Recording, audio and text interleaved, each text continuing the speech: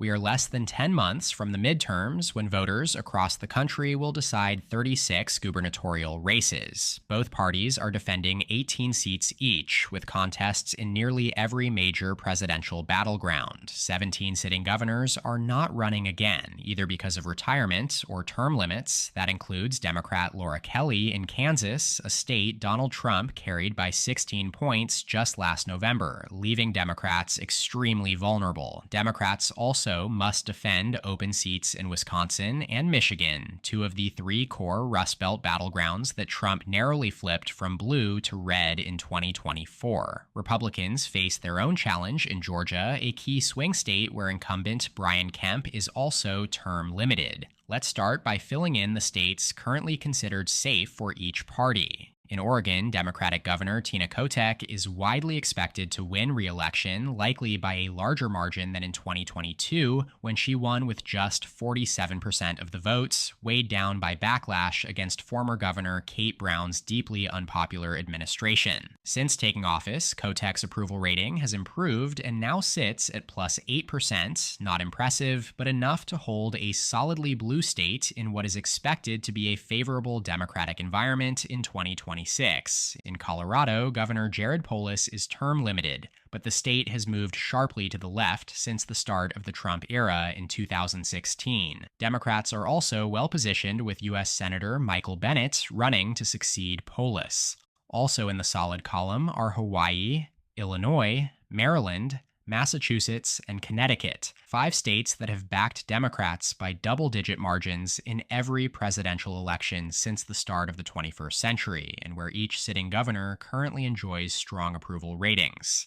That pattern breaks in Rhode Island, where Democratic Governor Daniel McKee is one of only 2 governors nationwide with underwater approval ratings, sitting at a net negative 4%, making him the second most unpopular governor in America and leaving him vulnerable to a serious primary challenge and potentially a competitive general election. Businesswoman Helena Foulkes is heavily favored to defeat McKee in the Democratic primary, with the prediction market Kalshi giving her an 82% chance of winning the nomination, a figure supported by the only head-to-head poll so far from the University of New Hampshire, which shows Foulkes at 35%, while McKee trails badly at just 19%.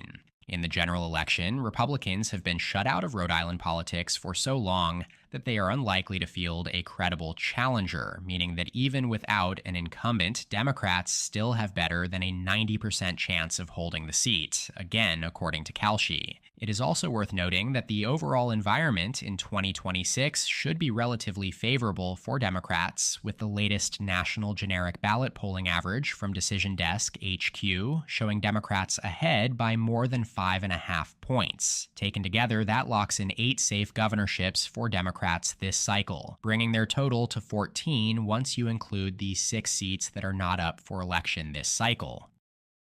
On the Republican side, the party should easily hold Idaho, South Dakota, Nebraska, Arkansas, Texas, and yes, even deep blue Vermont. Incumbents are running for re-election in all of these states, and with the lone exception of Vermont, each was carried by Donald Trump by double-digit margins in 2024. Vermont, of course, is about as blue as it gets at the presidential level, but Republican in name, only Governor Phil Scott has been an exception for nearly a decade. He is consistently ranked as the most popular governor in America, with 75% of Vermonters approving of his job performance, a level of support that is almost unheard of in today's polarized political environment. Scott won re-election last November by more than 50 points, even as Kamala Harris carried Vermont by 32 points, the strongest Democratic performance in any state. As for the states where Republicans won't have an incumbent running, Wyoming, Oklahoma, Tennessee, and Alabama,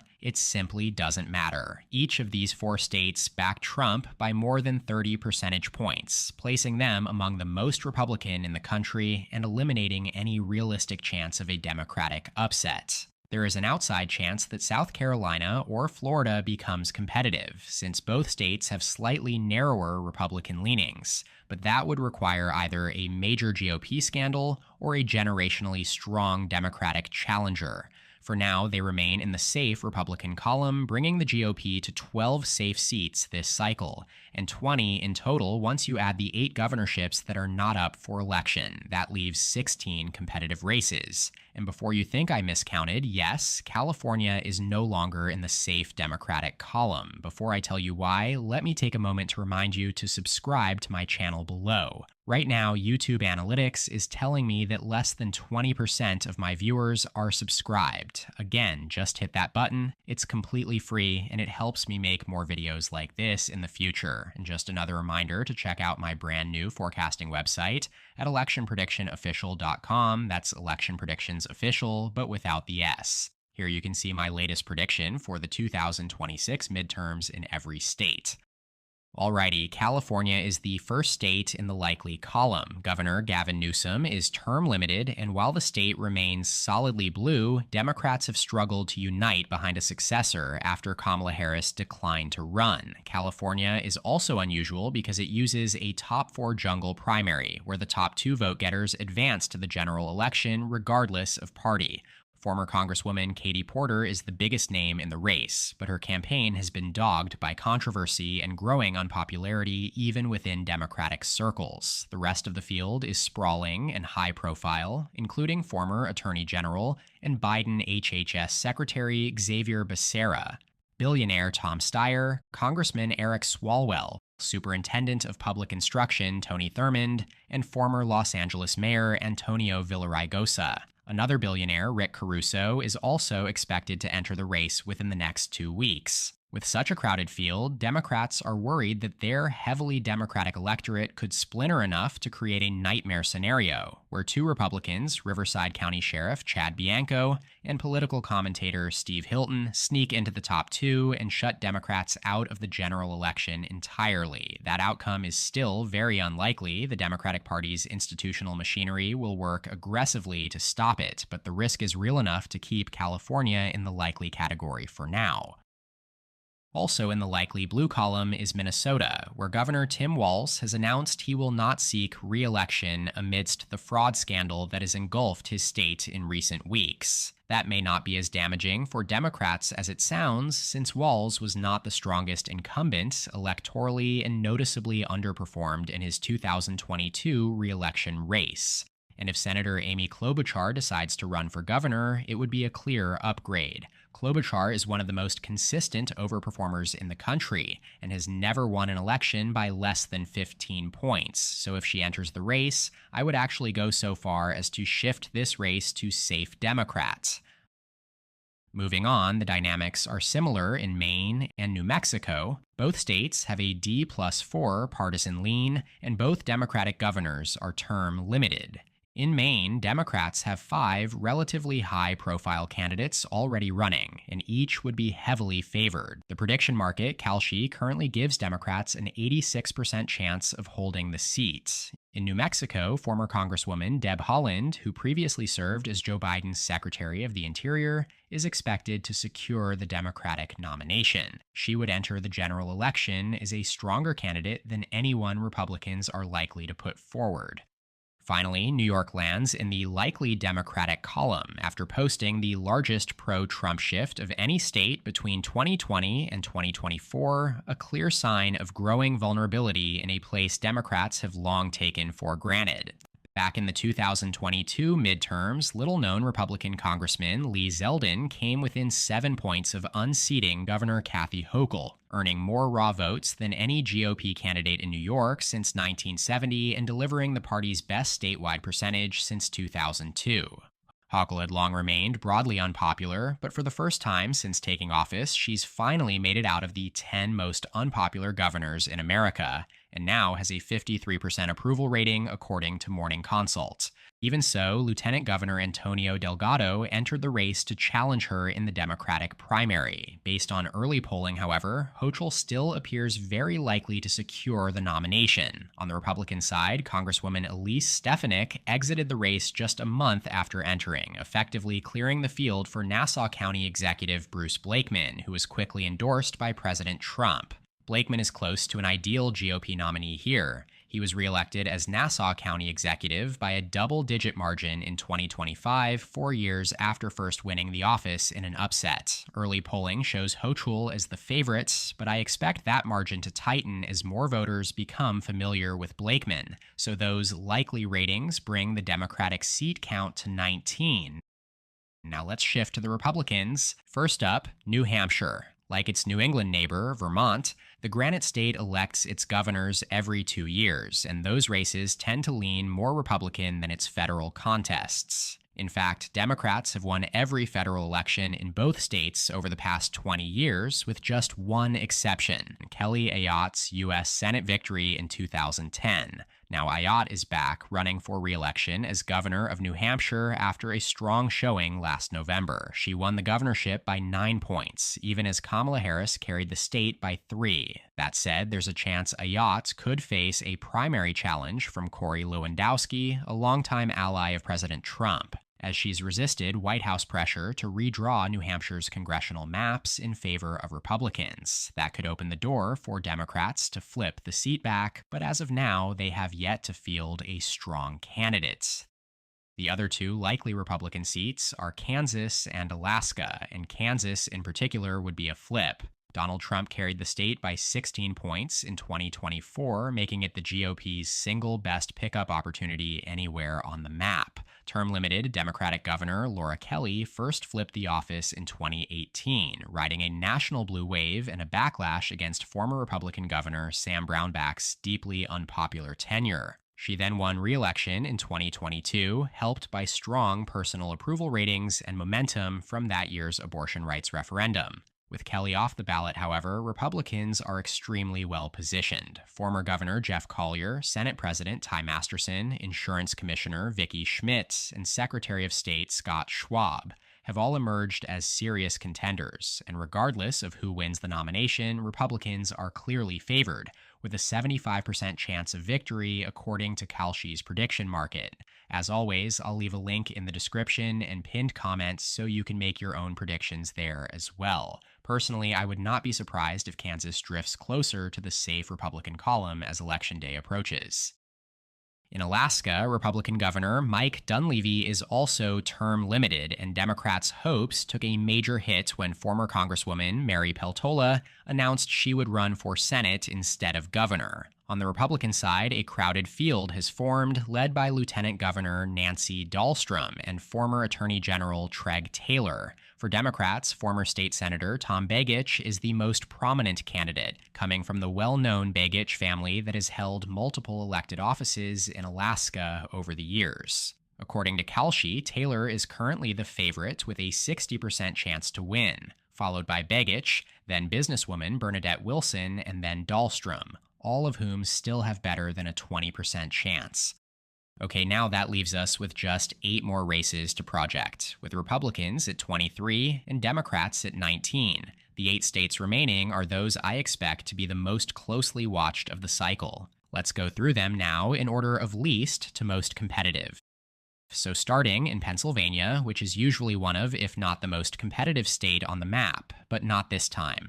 Governor Josh Shapiro is running for re-election with one of the strongest approval ratings in the country and a proven record of overperformance. He won the open race in 2022 by 15 points against Doug Mastriano, and 2026 will be the real test of whether Shapiro is a true overperformer or whether that landslide simply reflected Mastriano's severe weaknesses. Shapiro set the record at the time for the most votes ever received by a statewide candidate in Pennsylvania, until it was broken 2 years later by State Treasurer Stacey Garrity, who has now launched a campaign to challenge Shapiro. She will be a far stronger nominee than Mastriano, and while Shapiro remains the clear favorite, the surprise defeat of longtime Senator Bob Casey last cycle is a reminder that in Pennsylvania, certainty is never guaranteed. Next is Ohio, now a solidly Republican-leaning state with a partisan lean of R+5. Governor Mike DeWine is term-limited, and businessman Vivek Ramaswamy, a 2024 Republican presidential candidate, is widely expected to win the GOP nomination. On the Democratic side, former Congressman Tim Ryan has declined to run, clearing the field for Amy Acton, who previously served as Ohio's Director of Health. Ryan likely would have been the stronger general election candidate, but even Acton has polled competitively against Ramaswamy in early head-to-head surveys. Both polling averages show her trailing by roughly 1 point, and Republicans' odds on Kalshi have narrowed to just 62%, likely reflecting the view that Ramaswamy is a below-average general election candidate. For now, Ohio remains firmly in the lean Republican column. Iowa sits there as well. Like Ohio, the Hawkeye state voted for Obama twice, then swung hard toward Trump, backing him by large margins in 3 straight elections. Heading into 2026, Republican Governor Kim Reynolds is retiring. That would usually be a major warning sign for Republicans, except Reynolds is currently the most unpopular governor in the country, and by a wide margin at a net -12 approval rating. In that sense, Reynolds stepping aside may actually help Republicans, especially with Democrats, likely to nominate a strong candidate in State Auditor Rob Sand, the only Democrat to win a statewide race in Iowa this decade. Sand would probably have been favored against Reynolds, but with Congressman Randy Feenstra expected to secure the Republican nomination, the fundamentals shift back toward the GOP. At this point, Iowa functions like a solid red state. Trump carried it by 13 points last November, and that reality keeps the race firmly in the lean Republican column. 5 states remain, with Republicans now at 25 seats. Democrats would need to win every remaining race just to post a net gain this cycle, since the only flip so far is Kansas moving Republican. Staying in the Midwest, the next race is Wisconsin. Democratic Governor Tony Evers has announced his retirement, opening the door to a crowded and high-profile Democratic primary. The field includes former Lieutenant Governor Mandela Barnes, current Lieutenant Governor Sarah Rodriguez, State Representative Francesca Hong, and Milwaukee County Executive David Crowley, among others. Barnes currently has the highest name recognition thanks to his 2022 U.S. Senate run, and he is the polling favorite among Democrats at this stage. On the Republican side, Congressman Tom Tiffany is the frontrunner, with Washington County Executive Josh Schoeman the only other notable contender so far. There is just one public poll fielded by a Democratic-aligned firm showing Barnes ahead of Tiffany by 6 points, and the prediction markets also give Democrats a clear edge, putting their chances at roughly 70%. Still, Wisconsin is as evenly divided as any state in the country. 5 of the last 7 presidential elections here were decided by less than a single point, including each of the last 3. Trump most recently carried the state by just 0.8%, and even the last 2 U.S. Senate races were decided by margins under 1 point. With that said, I have Wisconsin tilting toward Democrats as a product of the expected blue environment. Let's shift west to Nevada. Republican Governor Joe Lombardo heads into 2026 with strong approval ratings and plans to run for re-election, riding the momentum of a clear rightward shift in the state's politics. Donald Trump carried Nevada by more than 3 points in 2024, becoming the first Republican to win the state at the presidential level since 2004. Lombardo's own victory in 2022, when he unseated Democratic Governor Steve Sisolak, was one of the earliest warning signs that Nevada was trending red. Democrats' strongest option appears to be Attorney General Aaron Ford, who has already secured endorsements from every Democratic member of Congress in the state. He is not alone in the race, though, with Washoe County Commissioner Alexis Hill also running, a dynamic Republicans would happily exploit by letting Democrats fight through a contested primary. So far, the polling reflects that advantage. Lombardo holds a narrow lead of roughly 1.5 points in the averages. I give Lombardo a slight edge as well, as a well-funded incumbent in a state where momentum currently favors Republicans. Still, if Democrats have a strong national year in 2026, Ford could absolutely ride that wave to victory in what remains one of the most competitive states in the country. Back in the Midwest, Michigan is shaping up to be one of the most competitive races in the country, with Democratic Governor Gretchen Whitmer term limited. On the Democratic side, Secretary of State Jocelyn Benson is the clear frontrunner for the nomination, and she would be a strong general election candidate. Republicans, however, got their biggest boost of the cycle when Congressman John James entered the race back in April. James is about as strong a candidate as Republicans could hope for in Michigan, effectively canceling out the edge Democrats would normally enjoy as the incumbent party. Then there's the wild card, independent Mike Duggan, the longtime mayor of Detroit. Unlike most big city mayors, Duggan is genuinely popular, and his statewide name recognition gives him an instant base. In fact, he's polling around 20% in most surveys, testing a three-way race with Benson and James. Benson had led in the first 5, but James has led in the last 3. It's always close, and I expect it to stay that way as long as Duggan remains in the race. Even so, the prediction markets still give Democrats a clear edge at 65%, with Republicans and Duggan splitting the remainder. Personally, I have Michigan joining Wisconsin in the tilt Democratic column. Now, of the 2 remaining states, I believe Georgia to be most competitive, so let's hit Arizona first. This is arguably the GOP's second best flip opportunity after Kansas, after Trump carried the state by over 5 points in 2024.